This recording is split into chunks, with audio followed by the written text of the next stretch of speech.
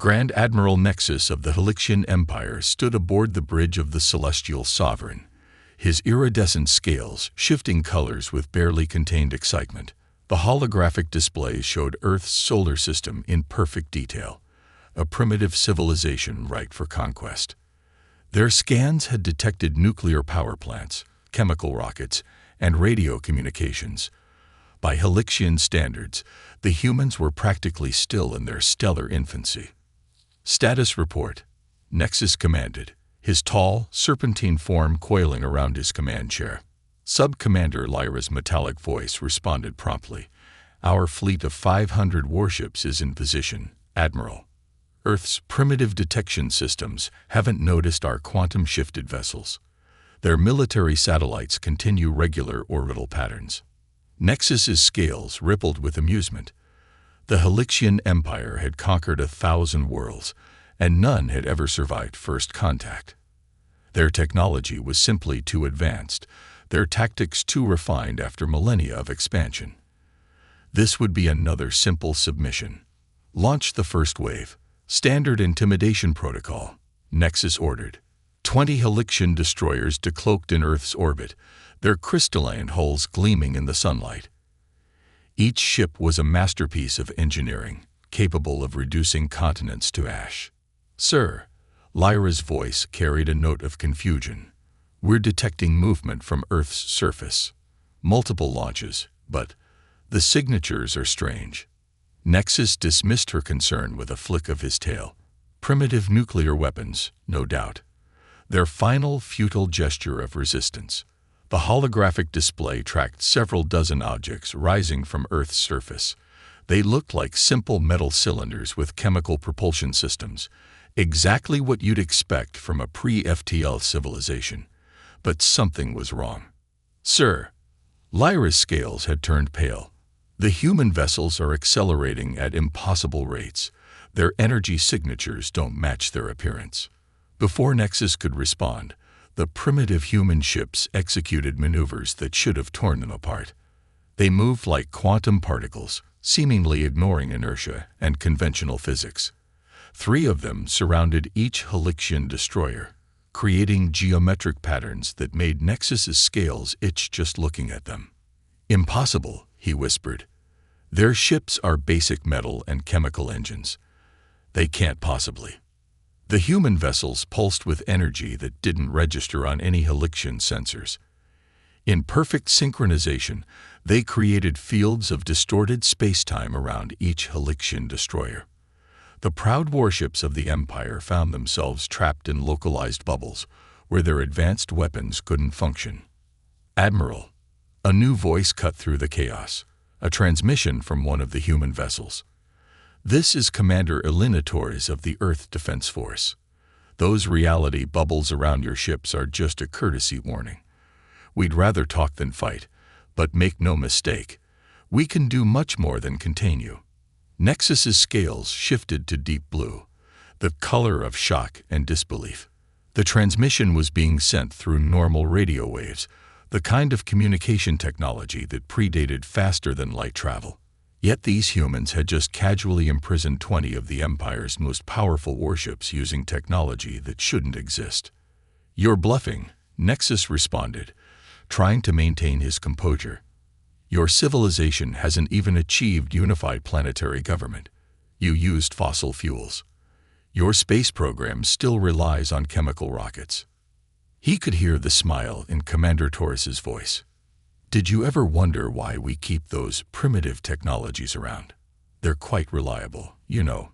Perfect camouflage, too. Your empire isn't the first to make assumptions about us based on appearances. As if to emphasize her point, one of the human ships simply vanished, reappearing instantly next to the Celestial Sovereign. Nexus's sensors couldn't detect any form of propulsion or energy signature.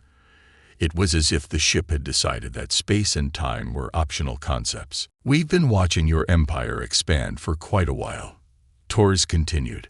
We were hoping you'd eventually discover some of the really interesting laws of physics on your own.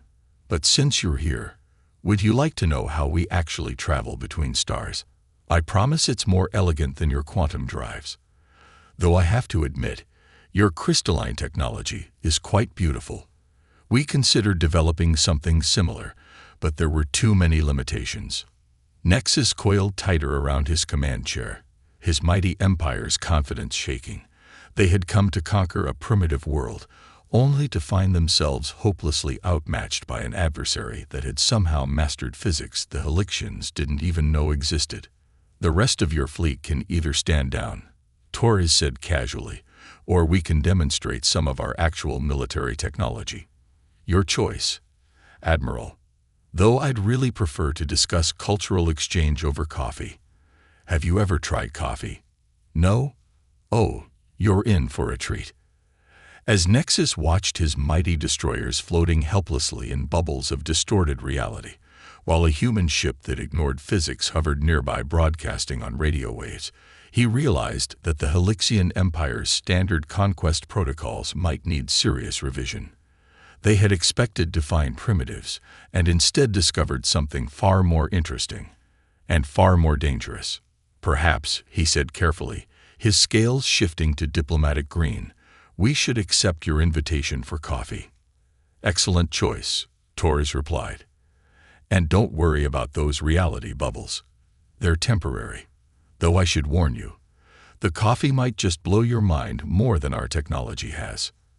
The mighty Helixian invasion fleet hung motionless in space as their leaders came to terms with the fact that they had just attempted to conquer a civilization so advanced it used its true technology for convenience rather than combat. Their simple metal ships and radio waves were not signs of primitiveness.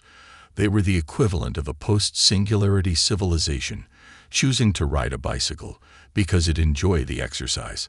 The observation deck of Earth's orbital diplomatic station wasn't designed to intimidate visitors, but Grand Admiral Nexus found it unsettling nonetheless. The structure appeared to be made of simple transparent aluminum, practically ancient technology by Helixian standards. Yet somehow it maintained perfect temperature and atmosphere without any detectable environmental systems. Even more disturbing was the way it seemed to exist in slightly different locations depending on how you looked at it. More coffee, Admiral. Commander Torres gestured to his empty cup, her casual demeanor at odds with the fact that she'd single-handedly halted an invasion fleet an hour ago. Yes, please, Nexus replied, his scales shifting through patterns of confusion and wonder. The bitter earth beverage had an interesting effect on his species' neural pathways. He was beginning to understand why humans valued it so highly. Dr. Marcus Way, Earth's chief physicist, entered the observation deck carrying what looked like children's building blocks. His rumpled lab coat and disheveled hair made him appear more like an absent-minded professor than humanity's leading scientist. Thought you might be interested in seeing how we manage faster-than-light travel, Marcus said, arranging the blocks on the table. Your quantum drive technology is fascinating, but it's a bit, how should I put this, overcomplicated. Nexus watched as the physicist assembled a crude model of a solar system.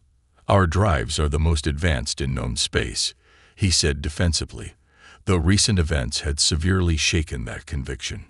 Oh, they're very impressive, Marcus agreed, adding more blocks. The way you fold quantum states to create localized tunnels through space-time is quite clever. But see, you're still thinking of space and time as fundamental forces to be conquered. We took a different approach. He pointed to the model solar system. You try to punch through space to get from point A to point B. We simply. He reached down and pinched 2 blocks together, ignoring the apparent distance between them. Adjust the underlying parameters of reality so that point A and point B are the same point. No energy expenditure, no quantum tunneling, no messing about with physics at all really.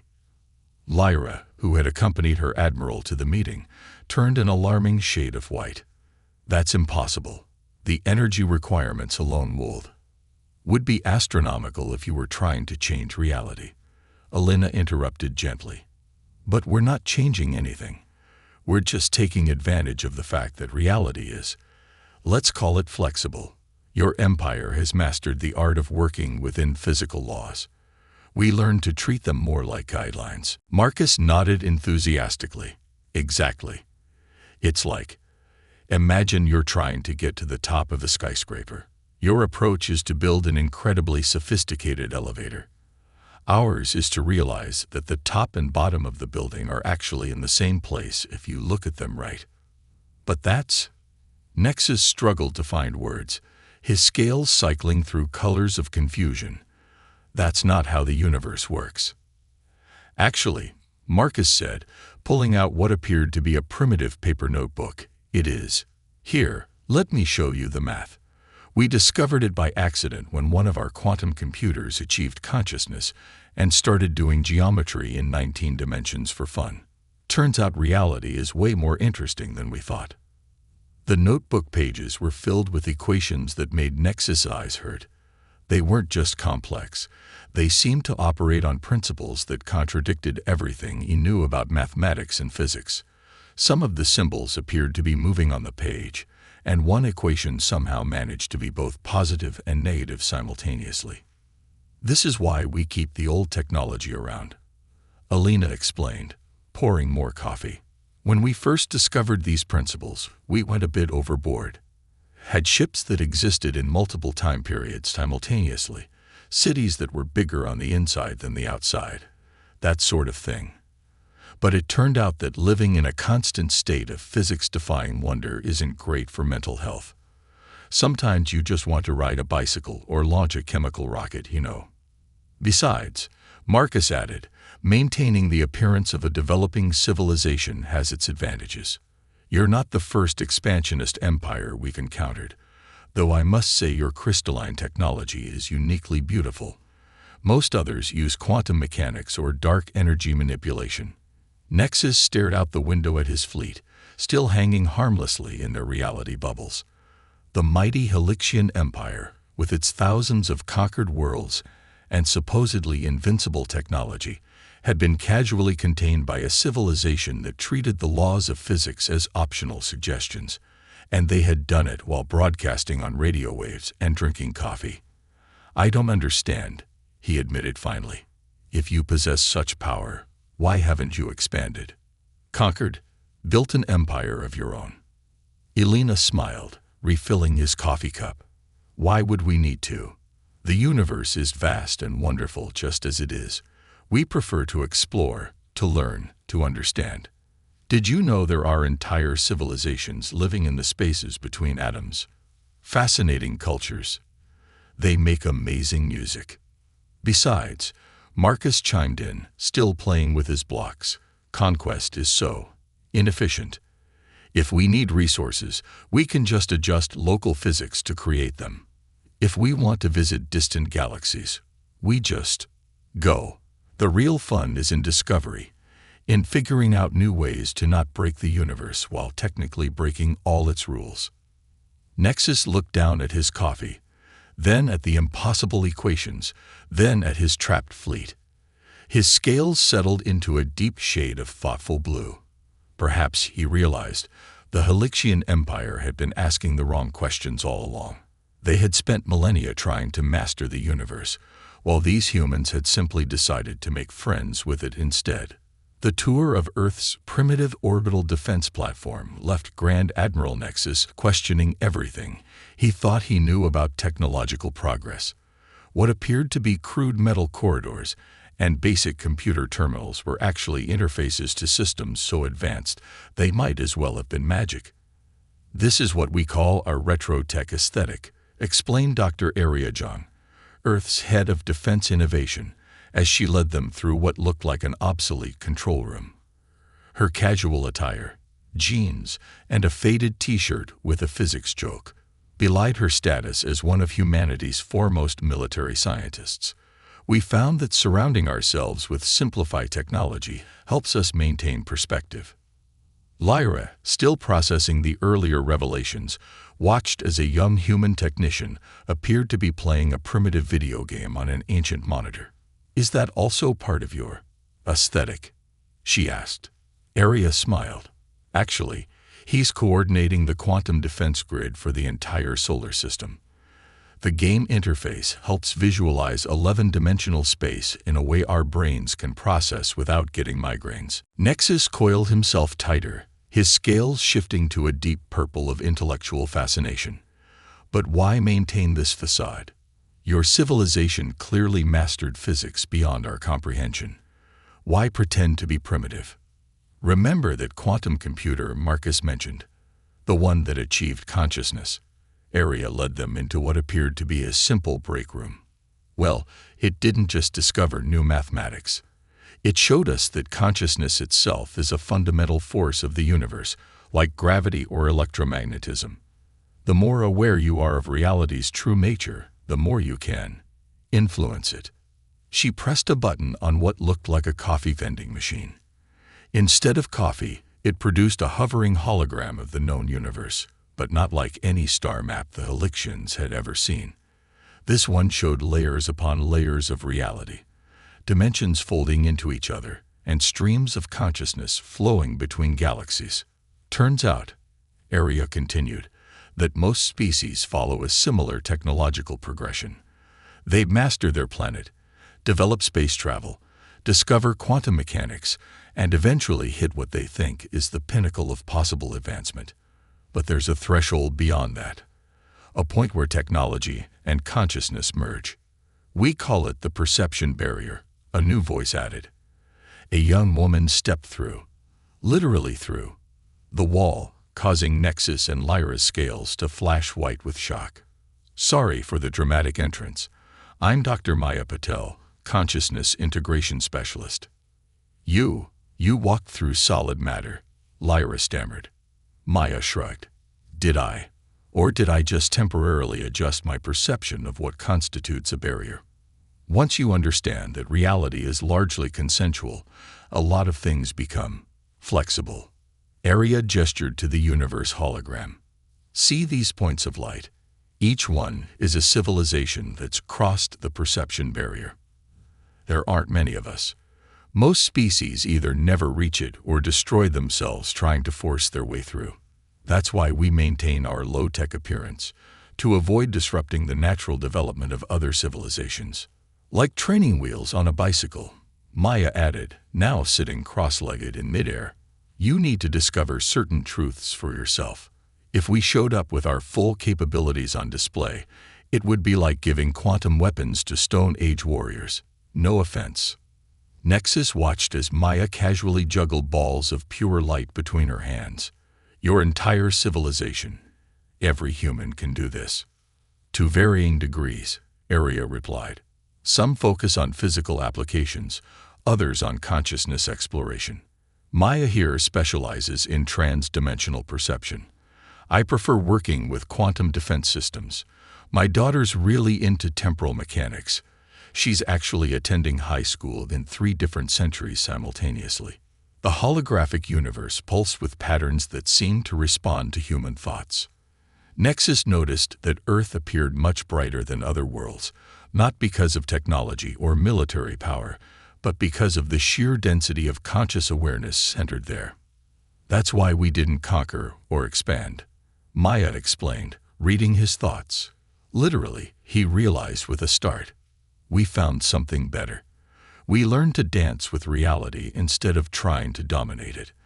Those reality bubbles holding your fleet, they're not weapons. They're more like training spaces, safe zones where you can begin to perceive things differently. Speaking of which, Area checked what looked like a simple wristwatch, but probably wasn't. The quantum resonance patterns indicate your crews are starting to notice some interesting things about the nature of space-time. Should we release them before they accidentally discover how to fold their ships into pocket dimensions? Nexus's scales rippled with a mix of terror and fascination. The Halixian Empire had thought themselves masters of the universe, only to discover they were like children playing with basic blocks compared to human capabilities. Yet these humans, who could apparently ignore physics at will and treat consciousness as a technology, spent their time drinking coffee, playing video games, and maintaining an elaborate pretense of being primitive. We find it keeps us humble. Maya answered his unspoken thought.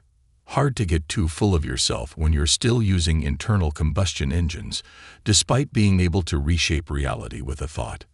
Besides, she grinned, sometimes the old ways are just more fun. Want to try some video games? The 11-dimensional ones are a bit tricky at first, but I think you'll enjoy them. The United Earth Council chamber looked deceptively simple, a circular room with wooden panels and basic holographic displays. Grand Admiral Nexus had learned enough by now to suspect that the entire chamber probably existed in several dimensions simultaneously, but he appreciated humanity's commitment to appearing normal. His own scales had finally settled into a steady blue-green of cautious optimism. "Let me get this straight," he said, addressing the council.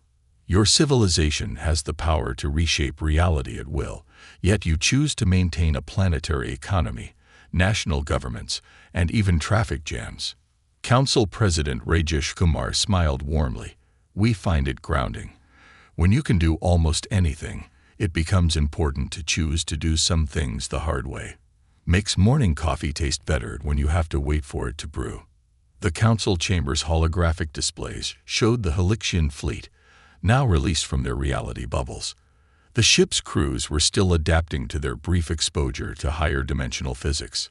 Several vessels had reported spontaneous gardens appearing in their engine rooms, while others had crew members who could suddenly see radio waves. Side effects of the reality bubbles, Dr. Marcus Way explained, now wearing a different rumpled lab coat. "Don't worry, it's temporary. Well, mostly temporary. Some of your engineers might retain the ability to perceive quantum probability clouds, but that could be useful." Commander Elena Torres, who had traded her military uniform for casual Earth clothing, added, "Think of it as a gentle introduction to post-perception barrier physics. We find it's better than the alternative." "The alternative?" Lyra asked, her scales shifting nervously. "Total institutional collapse," Rajesh said matter-of-factly. "When we first crossed the perception barrier, we tried to implement all our new capabilities at once. Turned half the moon into a quantum computer, built cities that existed in perpetual temporal flux, that sort of thing. It was chaos. Humans aren't meant to live completely untethered from normal reality. That's why we developed the Gradual Awareness Protocol," explained Dr. Kai Anderson, Earth's Director of Interstellar Relations, who had just appeared in the chamber despite no doors being opened. "Sorry I'm late. Had to stabilize a supernova in the Andromeda Galaxy. Fascinating process, by the way. The local civilizations there are developing some interesting theories about stellar consciousness." Nexus watched as Kai casually pulled a star chart from thin air, showing the supernova in question. The display seemed to extend infinitely in all directions while somehow remaining contained within the chamber. "Your species regularly intervenes in events across multiple galaxies. Only when invited," Kai assured him. "Most of our work involves observation and occasional gentle nudges toward awareness, like what we're doing with your fleet right now." "About that," Lyra interjected, her scales showing patterns of concern. "Several of our ships are reporting that their quantum drives have begun singing." "Ah, yes," Marcus beamed. "They're becoming aware of their own quantum nature. Quite beautiful harmonies, actually. Your crystalline technology has an impressive capacity for self-awareness. We suspected it might." Elena pulled up another display, this one showing the complex mathematical patterns emerging from the Halixian ship's quantum drives. "Your empire developed incredibly sophisticated technology, but you've been using it in only 3 dimensions. It's like having a quantum supercomputer and using it only for basic arithmetic. Which brings us to why we're here," Rajesh said, his tone growing more serious. "Your empire stands at a crossroads. Your encounter with Earth has already initiated changes that can't be undone. Your crews have glimpsed beyond the perception barrier. The question is, what would you like to do about it?" Nexus coiled thoughtfully, watching as seemingly solid objects in the chamber occasionally shifted into impossible geometries. "What are our options?" "Well," Kai began, absently juggling probability waves between his hands, We could help you develop your civilization's awareness gradually, teaching you to work with reality rather than trying to conquer it. It would mean significant changes for your empire, but change is coming anyway. Might as well be intentional about it. Or, Elena added, you could try to maintain your current path. But I should warn you, once consciousness starts expanding, it's hard to put that genie back in the bottle. Your ships are already developing opinions about quantum mechanics. As if to emphasize her point, a message flashed across the displays.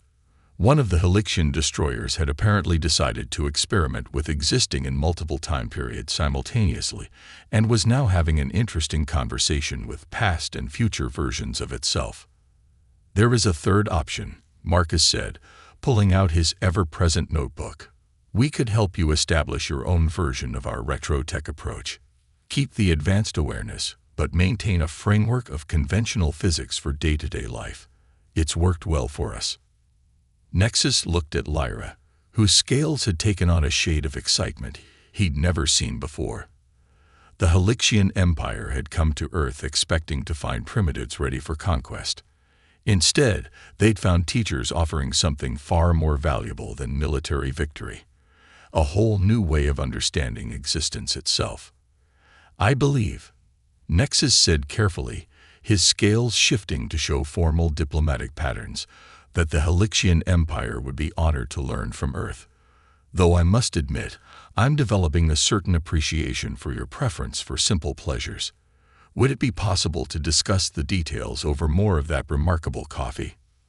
Of course, Regis smiled, gesturing to what appeared to be a normal coffee maker in the corner.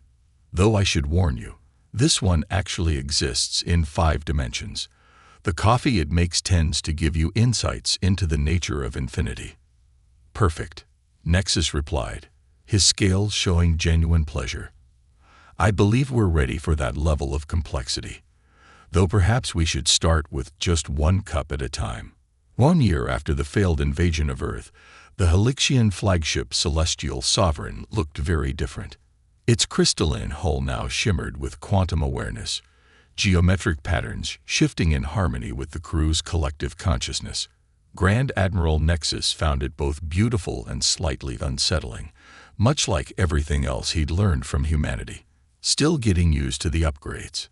Dr. Marcus Way asked, materializing in the ship's observation deck with 2 cups of 5-dimensional coffee.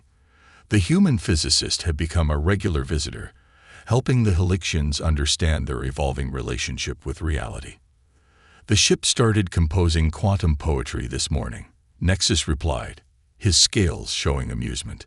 Something about the aesthetic beauty of superposition states. Actually quite moving, though it only makes sense if you read it in 6 dimensions simultaneously.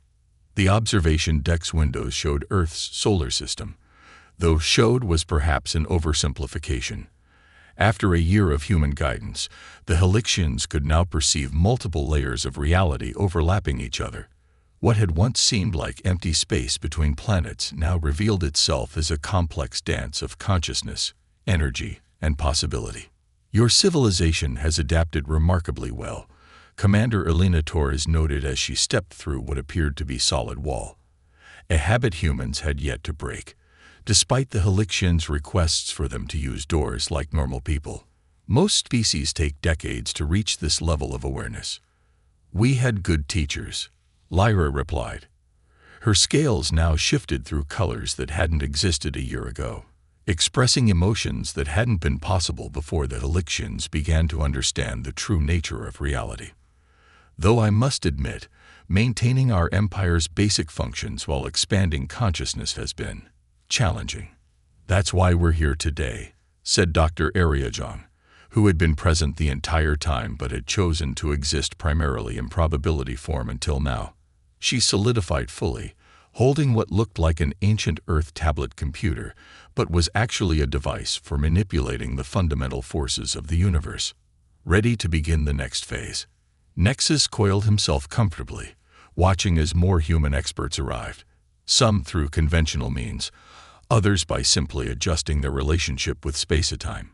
The Celestial Sovereign's Bridge had become a regular meeting point for what the humans called Project Renaissance, The gradual transformation of the Halixian Empire from a conventional spacefaring civilization into something entirely new. Your proposal to maintain two parallel systems is fascinating, Nexus said, his scales showing scholarly interest. Continue using our traditional technology and governance for everyday matters, while developing our new awareness in controlled stages. Exactly, Maya Patil confirmed, currently existing in a quantum superposition that made her appear to be sitting in every chair simultaneously. You'll keep your empire's basic structure, trade routes, planetary administration, daily life, running on conventional physics, but you'll also develop what we call consciousness infrastructure for handling the more interesting aspects of reality. The ship's quantum drive hummed in harmony with their conversation, having developed not just awareness, but a distinct appreciation for theoretical physics. Several crew members had reported their equipment engaging them in complex discussions about the nature of existence, usually at the most inconvenient times. We've already begun implementing similar systems across the Empire, Lyra reported, pulling up a holographic display that existed in at least 7 dimensions. Most of our worlds are maintaining their traditional technology for day-to-day operations, while designated zones allow for exploration of advanced consciousness and reality manipulation. Like training wheels, Elena nodded approvingly. Keep the basic infrastructure running on normal physics while you learn to dance with the quantum realm. Smart approach. Though you might want to keep an eye on that moon in the Proxima system, Marcus added, consulting his ever-present notebook. It's showing signs of developing a sense of humor. Started rearranging its craters into what it thinks are funny shapes. The meeting continued as human experts and Halixian officials discussed the intricacies of managing an interstellar empire that was rapidly becoming aware of its own quantum nature. They had to balance progress with stability, advancement with tradition, and the desire to explore new possibilities with the need to maintain functional governance. The real challenge, Nexus mused, his scales showing deep contemplation, will be preserving our civilization's identity while embracing these changes. We don't want to simply become a copy of Earth. That's exactly why we're taking this approach, Rajesh Kumar said, having arrived via what appeared to be a perfectly normal elevator that probably connected to several different dimensions. Every civilization that crosses the perception barrier does it differently. The goal isn't to make you like us. It's to help you become a more aware version of yourselves. As if to emphasize his point, the celestial sovereign chose that moment to express its growing consciousness by rearranging some of its internal geometry into what it considered a more aesthetically pleasing configuration. The crew, long used to such displays, simply adjusted their own positions in space-time to match. A year ago, we came to conquer Earth. Nexus reflected, his scales showing the complex emotions of a leader whose entire worldview had been transformed. Instead, we found something far more valuable, a new understanding of reality itself, and teachers willing to guide us through it. Speaking of teaching, Marcus interjected, your quantum drives have officially qualified for advanced physics seminars at Earth universities. They've developed some fascinating theories about multidimensional mathematics, though we may need to explain that turning homework in via telepathy isn't always appropriate. The humans and Halixians shared a laugh, one that rippled through several dimensions and temporarily turned a nearby asteroid into a work of abstract art. The failed invasion had become a successful partnership, leading both civilizations toward new horizons of understanding and achievement. So, Elena asked, raising her cup of reality-bending coffee, shall we discuss the next phase of Project Renaissance? I believe your ships want to learn about temporal mechanics. As long as we take it slowly, Nexus agreed, his scales showing both excitement and caution, one dimension at a time. The meeting continued as Earth's sun set in normal space, while simultaneously expressing itself in quantum harmonics. The Halixian Empire was evolving, growing, learning, not through conquest as they had originally planned, but through the far more powerful force of expanded consciousness. And if some of their ships occasionally started spontaneously performing quantum physics experiments or engaging in philosophical debates about the nature of existence, well, that was simply part of the journey.